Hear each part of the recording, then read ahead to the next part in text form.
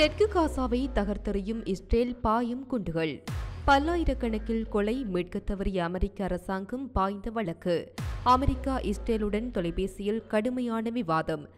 காசா Israel விவகாரம் ஐநாவின் 192 உறுப்பு நாடுகளுக்கு அவமானம். பாகிஸ்தான் நிறுவனங்களுக்கு அமெரிக்கா பொருளாதார தடை விதிப்பு. துனிசியாவில் படகு விபத்து 20 பேர் உயிரிழப்பு.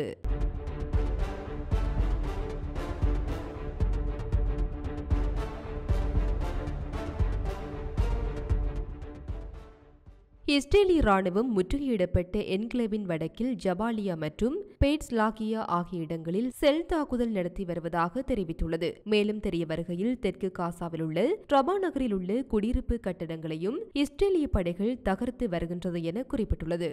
மேலும் இஸ்ரேலின் போர் பல்லாயிரக்கணக்கான மக்களை கொன்று மனிதாபிமான நெருக்கடியை ஏற்படுத்திய காசாவில் சிக்கியுள்ள அவர்களது குடும்ப உறுப்பினர்களையும் மீட்க அமெரிக்க அரசாங்கம் தவறிவிட்டதாக குற்றம் சாட்டி 9 பாலஸ்தீனிய அமெரிக்கர்கள் வியாழனன்று வழக்கு தாக்கல் செய்தனர். இந்த நிலையில் பாலஸ்தீனியர்கள் அல்லாத அமெரிக்கர்களுக்கு மத்திய அரசு நீட்டிக்கும் சாதாரண மற்றும் வழக்கமான வெளியேற்ற முயற்சிகளை பறிப்பதன் மூலம் அமெரிக்க அரசியலமைப்பின் கீழ் சமமான பாதுகாப்பிற்கான வாதிகளின் உரிமை மீறப்பட்டுள்ளது என்று வழக்கு வலியுறுத்துகின்றது. ஆப்கானிஸ்தான், லெபனான் மற்றும் சூடான் போன்ற மோதல் பகுதிகளில் இருந்து அமெரிக்க அரசாங்கம் தனது குடிமக்களை வெளியேற்றும் ஒப்பீட்டு நிகழ்வுகளையும் அது குறிப்பிடுகின்றது. மற்றும் ஜனாதிபதி ஜோ பைடன், வெளியுறவுத்துறை செயலாளர் ஆண்டனி பிளிங்கன் மற்றும் பாதுகாப்பு செயலாளர் லாஜிஸ்ட் ஆஸ்டின் ஆகியோரை பிரதிவாதிகளாக குறிப்பிடுகின்றது என ராய்டர்ஸ் செய்தி நிறுவனம் தெரிவித்துள்ளது.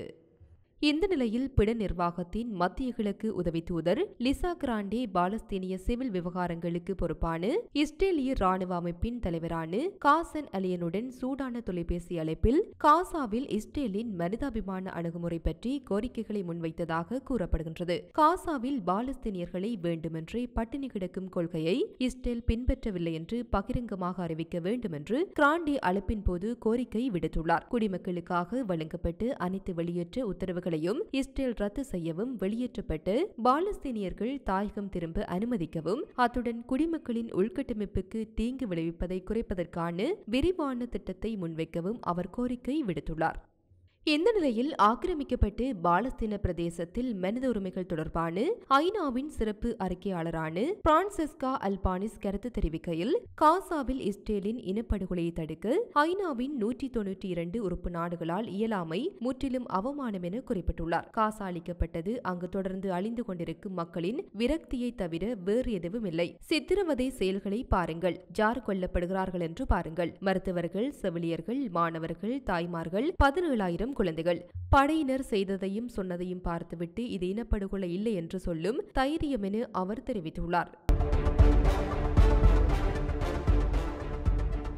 பாகிஸ்தானை சேர்ந்த 4 நிறுவனங்களுக்கு எதிராக அமெரிக்கா பொருளாதார தடை விதித்துள்ளது. அதாவது நீண்ட தூரம் சென்று தாக்குதல் நடத்தும் ஏவுகணை தயாரிப்பு திட்டத்தில் அவை ஈடுபட்டதாகவே குறித்த பொருளாதார தடையை அமெரிக்கா விதித்துள்ளது. இந்த நிலையில் அமெரிக்கா வெளியிட்டுள்ள அறிக்கையில் மேலும் தெரிவிக்கப்பட்டுள்ளதாவது, பாகிஸ்தானின் ஏவுகணை திட்டத்தை மேற்பார்வையிடும் அரசாங்கத்திற்கு சொந்தமான தேசிய மேம்பாட்டு நிறுவனம் உட்பட 4 நிறுவனங்கள் மீதே குறித்த பொருளாதார தடை விதிக்கப்பட்டுள்ளது என்று தெரிவிக்கப்பட்டுள்ளது. இது தொடர்பாக பாகிஸ்தான் வெளியுறவுத்துறை அமைச்சகம் வெளியிட்டுள்ள அறிக்கையில் குறிப்பிடப்பட்டுள்ளதாவது, நீண்ட தூரம் சென்று தாக்குதல் நடத்தும் ஏவுகணை திட்டத்தில் ஈடுபட்டுள்ள NDC மற்றும் 3 வர்த்தக நிறுவனங்களுக்கு அமெரிக்கா விதித்துள்ள பொருளாதார தடையானது துரதிர்ஷ்டவசமானது மற்றும் ஒரு தலைப்பட்சமானது என்று தெரிவித்துள்ளது. மேலும் அமெரிக்க அரசின் இந்த செயற்பாடு மிகவும் வருத்தமளிக்கிறது என்றும் தெரிவித்துள்ளது.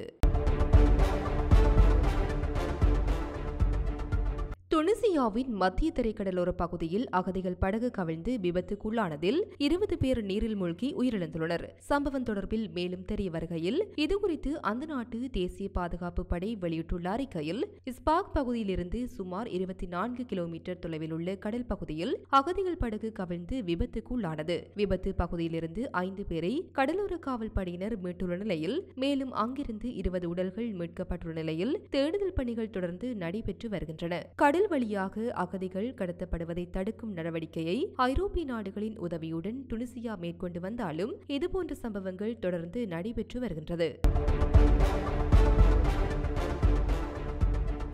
கனடாவின் டொரண்டோவை சேர்ந்த மக்களுக்கு பயண அறிவுறுத்தல் வழங்கப்பட்டுள்ளது. மேலும் தெரிய வருகையில் கனடிய சுற்றாடல் திணைக்களம் இந்த அறிவுறுத்தலை வழங்கியுள்ளது. தாளமுக்க நிலைமையினால் கூடுதல் அளவில் பனிப்பொழிவு ஏற்படக்கூடும் என எதிர்வு கூறப்பட்டுள்ளது. பனிப்பொழிவு காரணமாக வீதி போக்குவரத்து மேற்கொள்வதில் சிரமங்கள் ஏற்படக்கூடும் என எச்சரிக்கை விடுக்கப்பட்டுள்ளது. வாகன சாரதிகள் மிகுந்த அவதானத்துடன் பயணம் செய்ய வேண்டும் எனவும் பயண திட்டங்களை மாற்றிக்கொள்வது பொருத்தமானது எனவும் அறிவுறுத்தல் வழங்கப்பட்டுள்ளது. பிரதேசத்தில் ஏற்படக்கூடிய கடுமையான பனிப்பொழிவு நிலைமைகள் காரணமாக இந்த அறிவுறுத்தல் வழங்கப்பட்டுள்ளமையும் குறிப்பிடத்தக்கது.